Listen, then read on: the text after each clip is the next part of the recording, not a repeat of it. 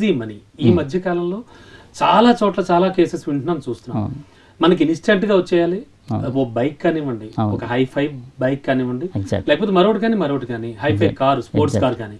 అంటే యూత్ ఎక్కువగా దీనికి ఎఫెక్ట్ అవుతున్నారు అంటాను. మీరేమంటారు? యూత్ ఎందుకని ఇలా ఇన్స్టెంట్ గా ప్లెజర్స్ కోరుకుంటున్నారు?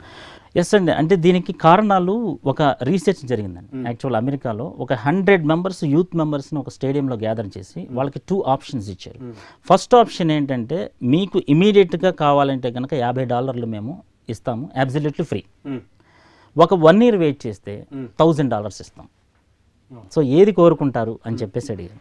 ఏది కోరుకుంటారు అని అడిగినప్పుడు 92% ఆఫ్ పీపుల్ ఇప్పటికిప్పుడు వచ్చే $50 మాకు ఇచ్చేసేయండి అని చెప్పి తీసుకున్నారు. కేవలం ఒక 7-8 నెక్స్ట్ 1 year తర్వాత వచ్చేటటువంటి $1000 కోసం వాళ్ళు వచ్చారు. సో ఇక్కడ ఏం చేశారంటే వీళ్ళు MRI బ్రెయిన్ స్కాన్స్ పెట్టారు ఫస్ట్ గ్రూప్కి అండ్ సెకండ్ కేటగిరీకి. సో ఫస్ట్ గ్రూప్లో MRI బ్రెయిన్ స్కాన్స్ పెట్టినప్పుడు వాళ్ళ దగ్గర ఏం జరిగిందంటే బ్రెయిన్లో స్ట్రైటమ్ అనేటటువంటి ఒక ప్రాంతంలో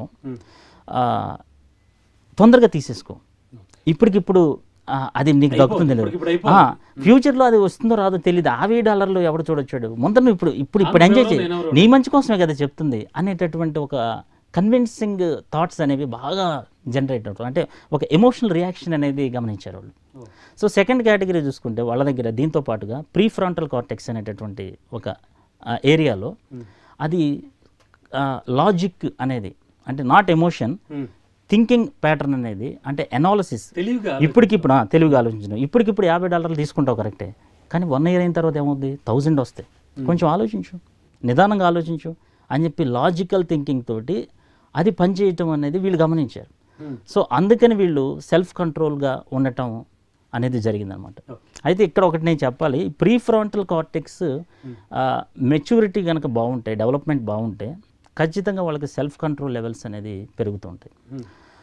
ఇంతకుముందు చెప్పినట్టు నేను గారాబం అనేది ఎలా అయితే చెప్పానో, పేరెంట్స్ గారాబం అనేది ఇప్పుడు 40 ఏళ్ళు వచ్చిన వాళ్ళు లేకపోతే 35 ఏళ్ళు పైబడిన వాళ్ళు వీళ్ళకిని ఇప్పుడు టీనేజ్లో ఉన్న వాళ్ళకి ఏజ్ ఫ్యాక్టర్లో కొంత తేడా ఉంటుంది. వీళ్ళు ఏంటంటే కాస్త డక్కా ముక్కీలు తినుంటారు కాబట్టి ఫస్ట్ రోజు రిలీజ్ అయిన పర్లేదు తర్వాత చూసుకుందాం, ఇప్పుడే ఐఫోన్ మోడల్ ఏం చూద్దాం, క్లిక్ అయిన తర్వాత చూద్దాంలే అని కొంచెం వీళ్ళు ఆగుతారు. వీళ్ళు అలా కాదు, ఇమీడియట్ టీనేజ్ టెంప్టేషన్. సో దానివల్ల ఒక ఏజ్ ఫ్యాక్టర్ అనేది కూడా కారణం ఉంటుంది.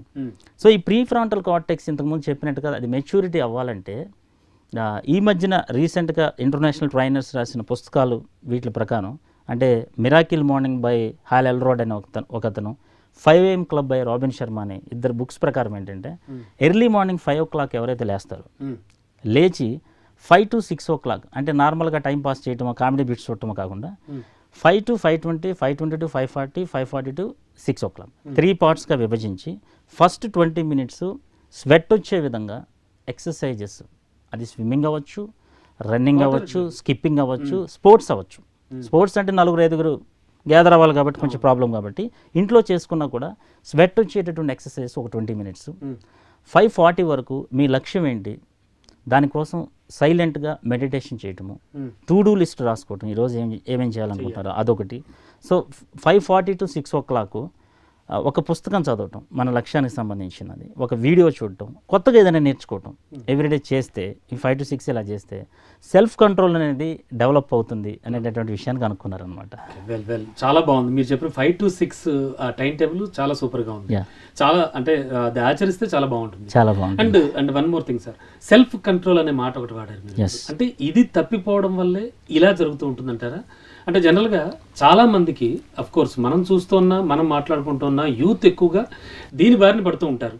అంటే ఎక్కువగా వాళ్ళకి ఇప్పటికిప్పుడు కావాలి, అందులోనే ఆనందం వెతుక్కుంటున్నారు. ఇలాంటి వాళ్ళకి కొంచెం పెద్దవాళ్ళు కానీ లేకపోతే ఎవరైనా చెప్తే ఆగే పరిస్థితి ఉంటుందంటారా? సో ఇలాంటి వాళ్ళు కంట్రోల్లో ఉండాలి అంటే సెల్ఫ్ కంట్రోల్ ముఖ్యమా? సెల్ఫ్ కంట్రోల్ చాలా ముఖ్యమండి. ఎందుకంటే ఒక 100 సంవత్సరాల క్రితం మనం చూసుకుంటే కనుక అప్పుడు ఓన్లీ త్రాగుడు ఇటువంటి చిన్నవే తప్ప అంత డిస్ట్రాక్షన్స్ అయితే, అంత పక్కదారి పట్టించే ఆకర్షణీయమైన తాయిలాలు ఇటువంటివి ఏం లేవు. కానీ ఇప్పుడు వచ్చేటప్పటికి మాట్లాడుతున్న ఎవరైనా కాల్ చేస్తారేమో అనేటటువంటి పరిస్థితి, సోషల్ మీడియా. సో నేను రియల్గా జరిగిన ఒక సంఘటన చెప్తాను మీకు. 2015 సంవత్సరంలో మీకు యూట్యూబ్లో కూడా ఆ వీడియోస్ క్లియర్గా చూడొచ్చు. అదేంటంటే 2015లో టెక్సాస్లో ఒక ఉమెన్ 40 years ఉంటాయి, 5 పిల్లలతోటి తన అపార్ట్మెంట్లో ఉన్నటువంటి స్విమ్మింగ్ పూల్కి వచ్చింది. ఆ స్విమ్మింగ్ పూల్లో ఆ 5 పిల్లలకి ఈత రాదనే విషయం వాళ్ళకి తెలుసు. సో ఆ టైంలో వాళ్ళు అటు ఇటు తిరుగుతున్నారు, ఆడుకుంటున్నారు, అంతా బాగానే ఉంది పరిస్థితి.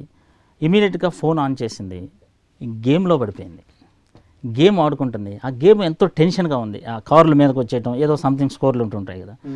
ఆ టైంలో ఒక బాబు దిగిపోయాడు స్విమ్మింగ్ పూల్లో. పాప దిగిపోయింది, ఇంకో బాబు దిగిపోయాడు. 3 దిగిపోయారు. మునిగిపోయి ప్రాణాలతోటి ఏడుస్తున్నారు, అరుస్తున్నారు.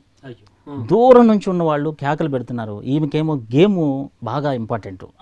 స్కోర్ ఇంతకుముందు స్కోర్ బీట్ చేయాలి, అది ఇప్పుడు ముఖ్యం. సో బీట్ చేసింది. పిల్లలు అక్కడ డెడ్ బాడీస్ అయిపోయారు, 3 పిల్లలు.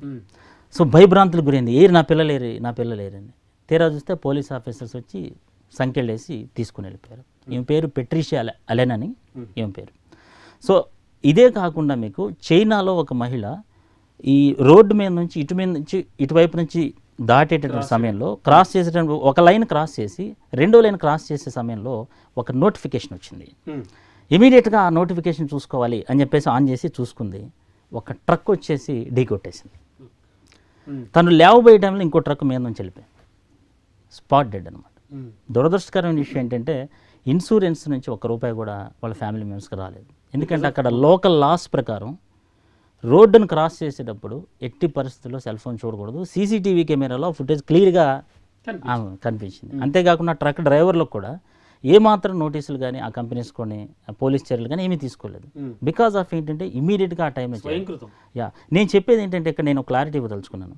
ఐఫోన్లు తప్పు కాదు, గేమ్ ఆడటం తప్పు కాదు, నోటిఫికేషన్ చూసుకోవటం తప్పు కాదు, కానీ సందర్భం, ఆ టెంప్టేషన్స్ ఆ టైంలో కొంత కంట్రోల్ చేసుకుంటే మన లైఫ్కి థ్రెట్ ఉండదు.